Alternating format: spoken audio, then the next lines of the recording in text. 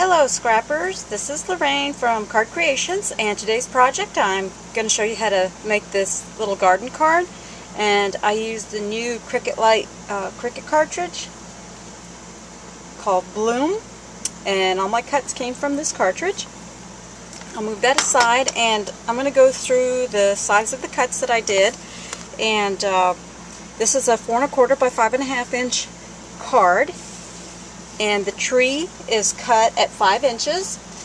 The bird cage is cut at 1 1/4, and my gate is cut at 2 inches, and that's gate 1. And I also cut gate 2, and I'll show you here because I needed an additional piece so that it would fit all the way across my card. So I cut the fence 1 and fence 2, and those were both cut at 2 inches. I'm going to show you how I made my adjustment for my gate. And when you cut the gate out, or gate 2, you have the picket fence. And it has 3 pickets on it. And what I did was I went ahead and cut the 1 picket off, and I made sure that I had the cross fence or cross pieces. Oops, I'm sorry, I was off the camera, but I cut it straight across and left these little pieces intact on the piece that I'm going to use. And then what I did was, in order to have everything match, I went ahead and cut the picket off the top of the fence. And all I did was cut it straight across. I'll use this as an example. I just cut it straight across like this, and it was the perfect height. Now, I did cut 3 layers to my fence. You could use chipboard. I didn't have any with me, so I used 3 layers, and then I used 2 layers of foam tape. That way I could give it some dimension and have my tree in the background. Okay?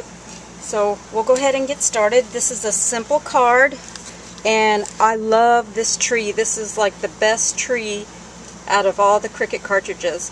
And when I cut my birdhouse, my bird cage, it's very tiny, and I made an adjustment on that also. This had a curly edge on the side of the bird cage, and I tried cutting it several times at this size, and it just kept tearing.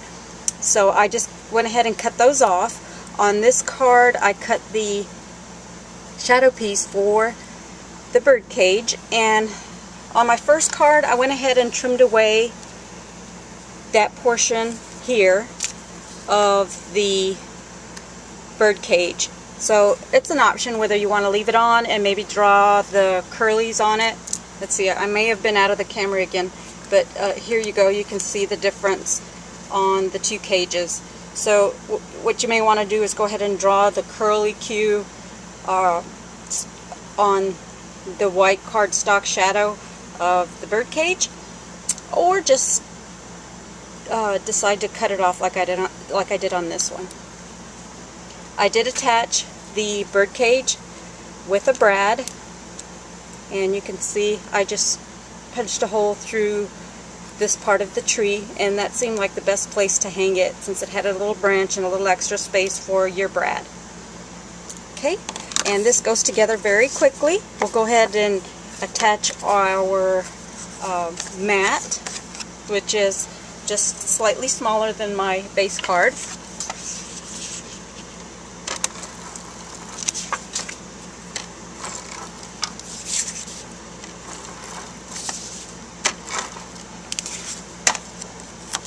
And make sure I'm attaching that in the right section of my card.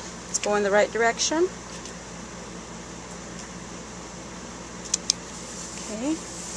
And oops, I got a new tripod and it's not working as well as my old one.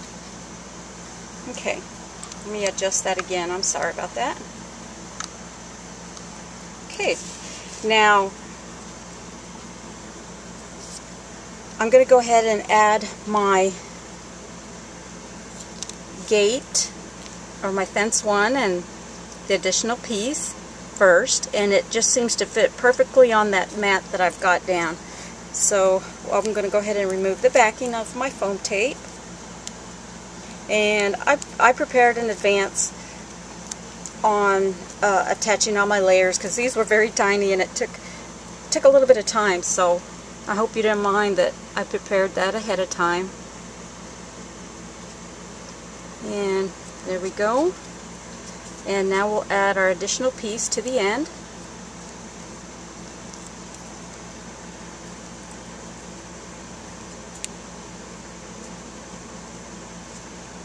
There we go. And now we're going to do our tree, and I have left a space underneath without foam tape, and that way I can insert my tree down into the back of the fence and nothing will be in the way. So kind of look out for that when you're adding your foam tape or your pop dots.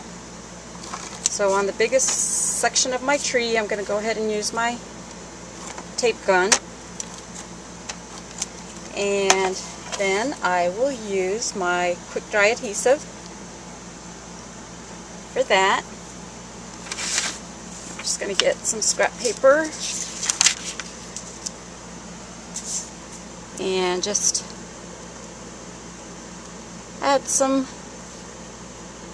dots of glue just around. And part of my tree does go off the card, so just kind of keep track of what sections are off your card. That way you don't have to add adhesive to that portion. Now, if you do miss a couple, you can always go back and add more to it when you add it to the base of your card. So let me move that. And here we go. I'm just going to slide that in and add it right there. There we go. And see how quick that came together once you have your pieces cut and your little garden fence assembled. Things go real quick. So there we go. Here we have a different style of card with a garden fence from the Bloom Cricut cartridge. Thanks for watching.